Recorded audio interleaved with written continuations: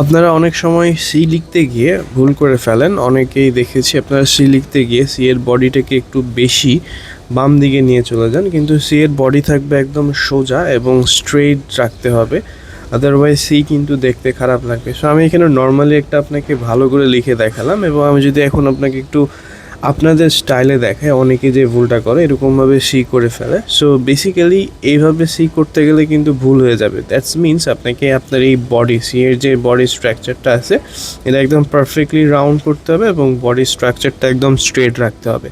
So আমি এখানে একটা রং ওয়ে দেখিয়েছি এবং একটা ওয়ে দেখিয়েছি যেখানে আপনি ভালো করে লিখতে পারবেন। আমি আরেকটা সি লিখে দেখাচ্ছি, ভালোভাবে যদি খেয়াল করে দেখেন বডি স্ট্রাকচারটা একদম স্ট্রেট হয়ে আছে এবং পারফেক্টলি সেভ করে ঘোরাতে হবে, তাহলে দেখবেন সিটা সবচেয়ে বেশি ভালো হবে। তারপর যদি আমি ধরেন একটা সি দিয়ে কোনো ওয়ার্ড করে দেখাই, সো প্রথমে আমি সি লিখলাম এবং সি দিয়ে ধরেন আমি একটা ওয়ার্ড লিখতেছি কজ। সো আমি প্রথমে সি লিখবো, সিটাকে পারফেক্টলি লিখবো।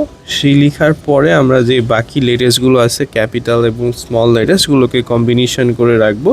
সো প্রথমে সি লিখে স্মল লেটার্স এ লিখলাম। আমরা যেগুলো ক্লাস আপনাদেরকে করিয়েছি বা আপনারা যারা আমার কাছে কোর্স করেছেন তারা হয়তো এরকমভাবেই শিখেছেন।